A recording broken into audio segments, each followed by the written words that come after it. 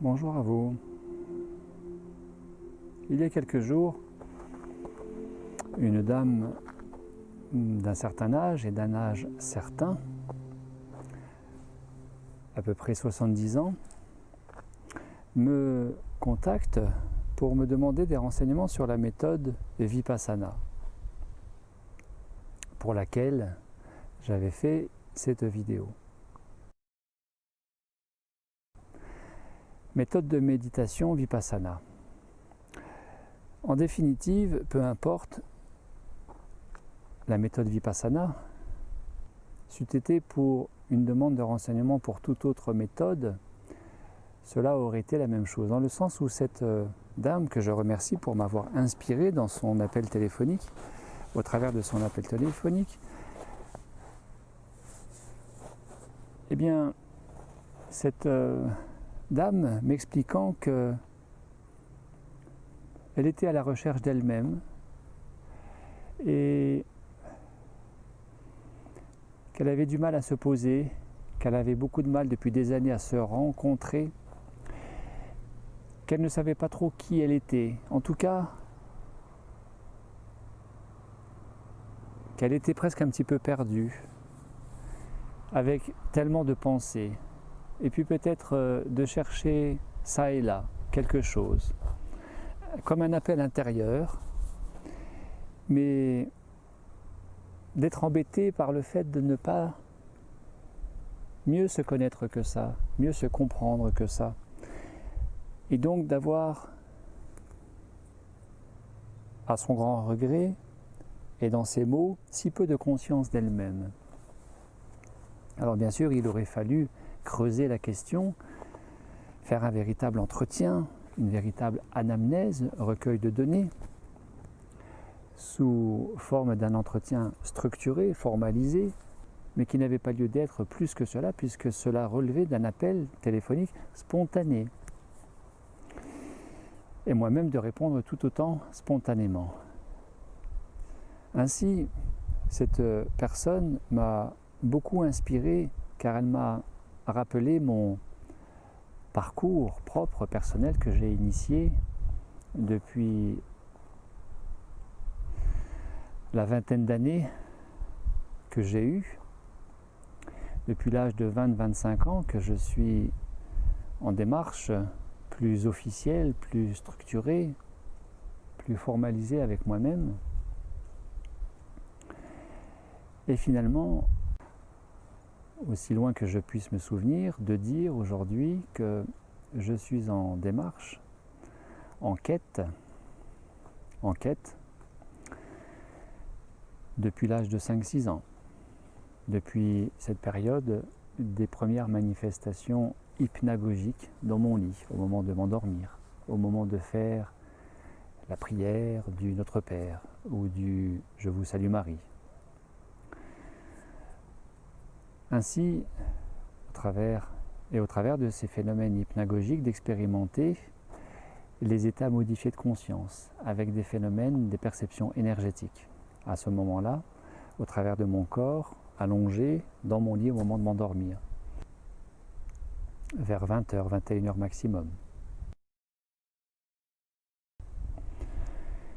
Et donc cette dame m'a rappelé toutes ces personnes que j'ai pu croiser depuis, dans le milieu amical, familial, dans le milieu professionnel, en tant qu'accompagnant individuel et collectif, tant en démarche de déploiement de l'individu, ce que nous traduisons plus communément comme développement personnel, tant en démarche thérapeutique,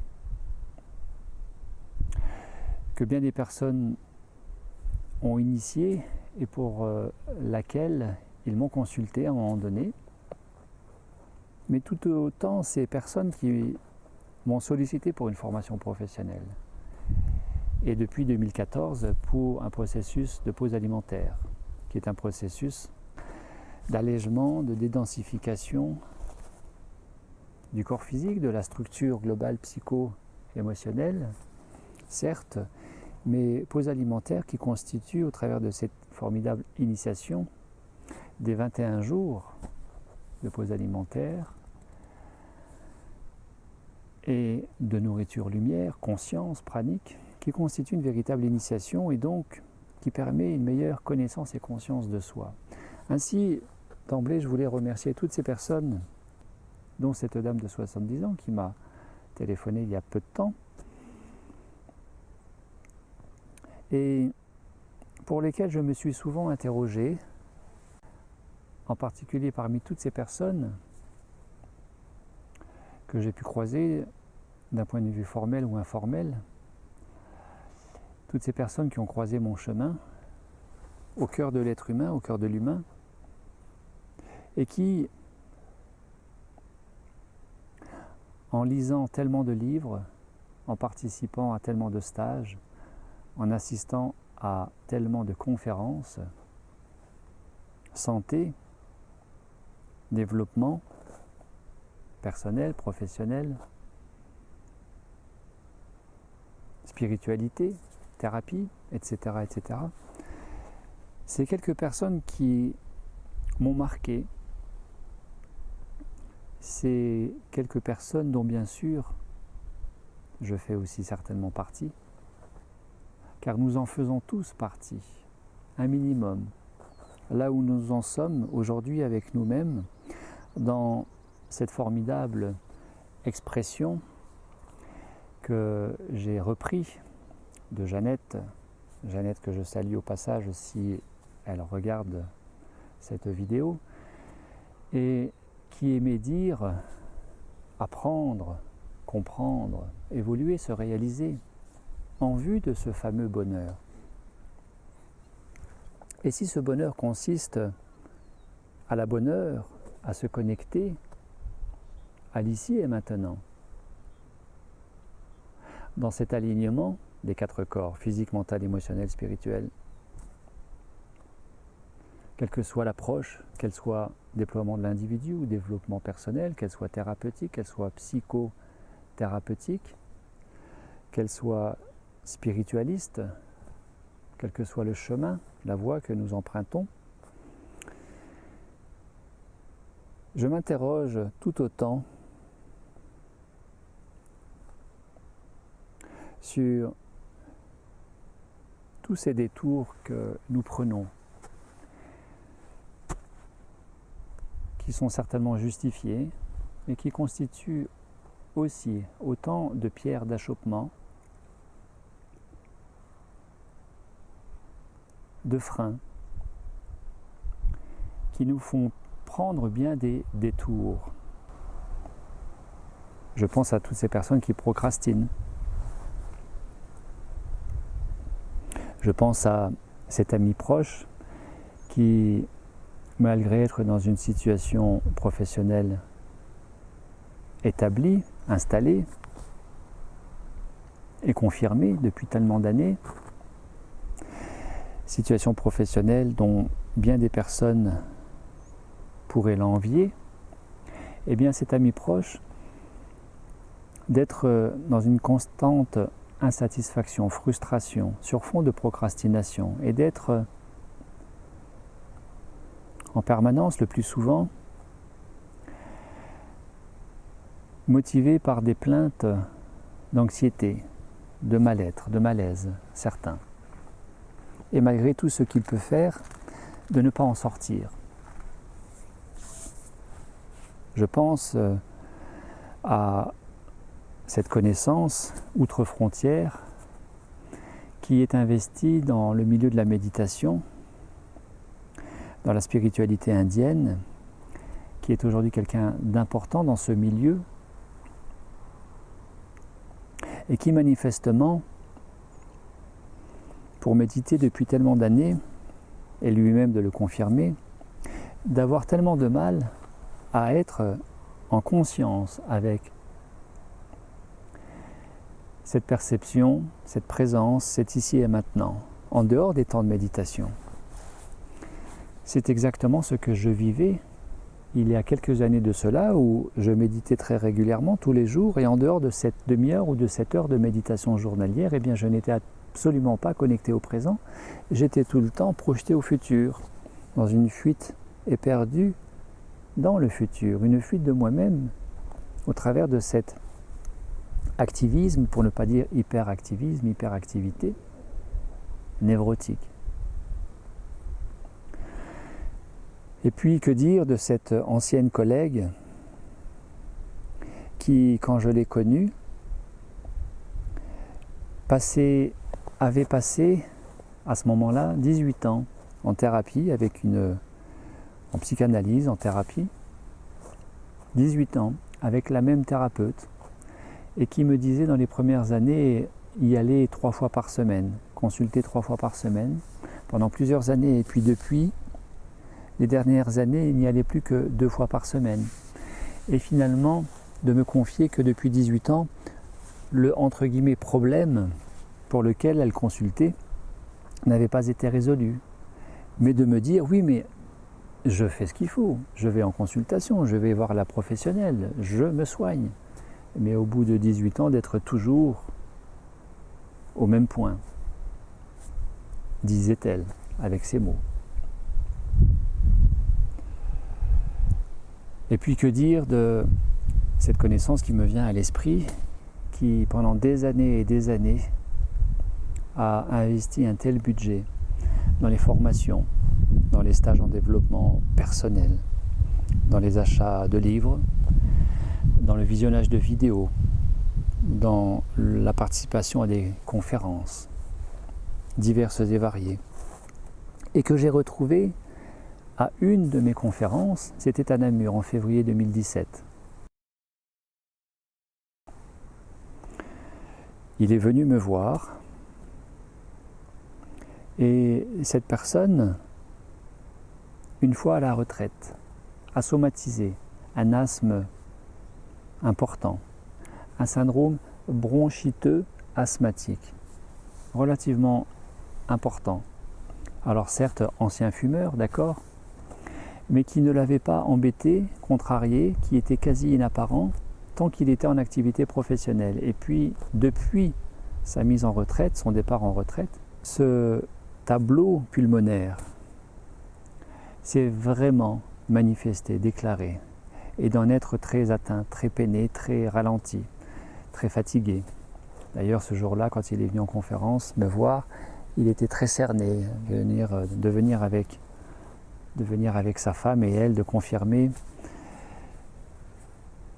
sa difficulté à gérer ça au quotidien, malgré avoir passé tellement d'années dans tous ces stages, toutes ces démarches qui amènent une meilleure connaissance de soi et qui sont censées, démarches, amener à mieux apprendre, mieux comprendre, mieux se réaliser, mieux vivre le bonheur lié à l'ici et maintenant. Alors, la réflexion que je me suis posée ces derniers jours, grâce à cette dame, merci à vous madame, ça a été de placer dans la balance,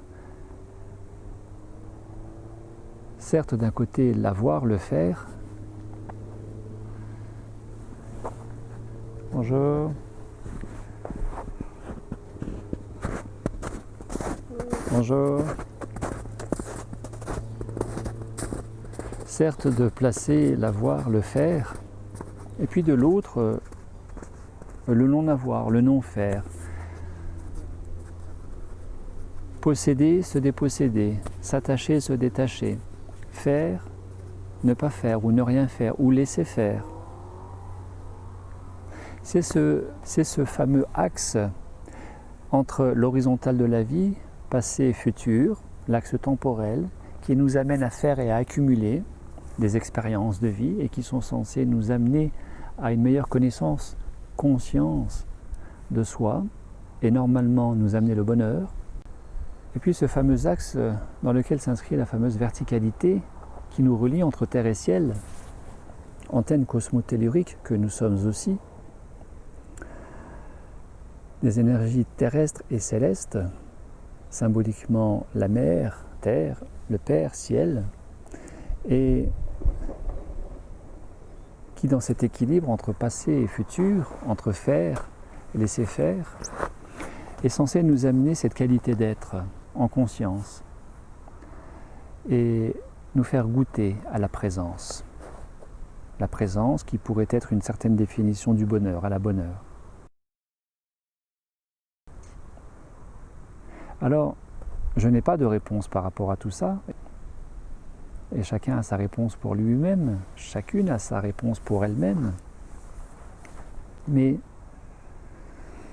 j'avais envie de vous proposer cette méditation sur fond d'introspection, sur fond, oui, véritablement d'introspection, et donc d'aller entendre les résonances à l'intérieur et en profondeur, plutôt que de vouloir en permanence les expansions, les élévations de conscience, qui souvent s'apparentent à de l'évasion. Et quelque part, souvent s'apparentent de façon consciente ou inconsciente à de la fuite de soi-même.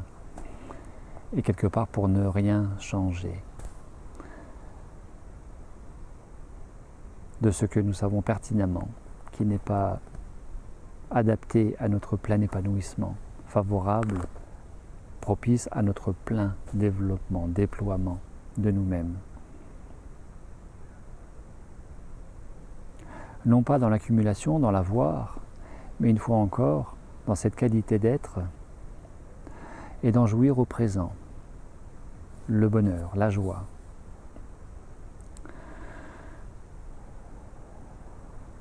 Combien de kilomètres faudra-t-il encore parcourir pour que nous atteignions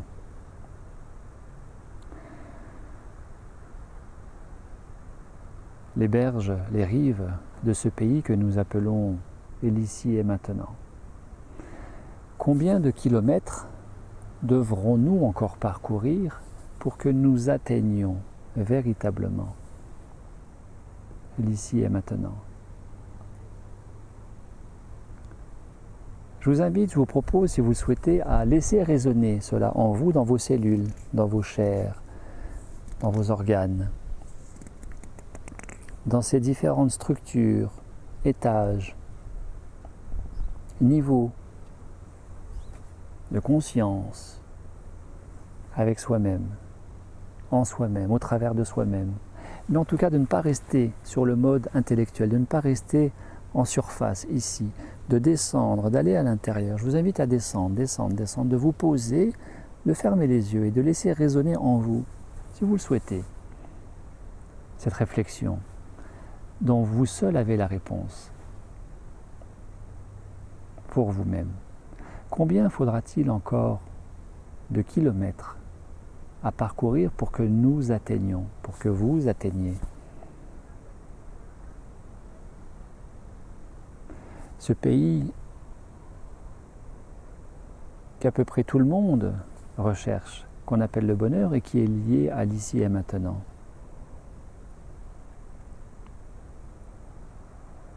Surtout ne réfléchissez pas. Écoutez, ressentez les connexions, les résonances et laissez monter, laissez venir. Combien faudra-t-il encore de kilomètres à parcourir, à réaliser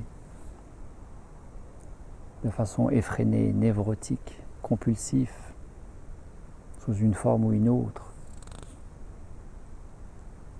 pour atteindre ce que nous recherchons tous. L'ici et maintenant.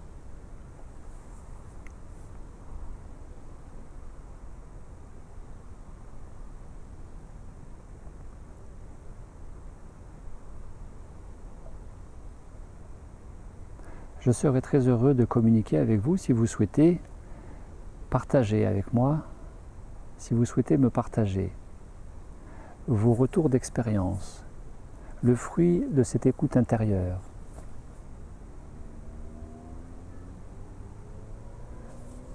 En m'écrivant, en me téléphonant.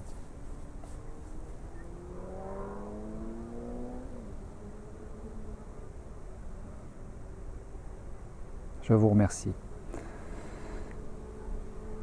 Belle journée à vous.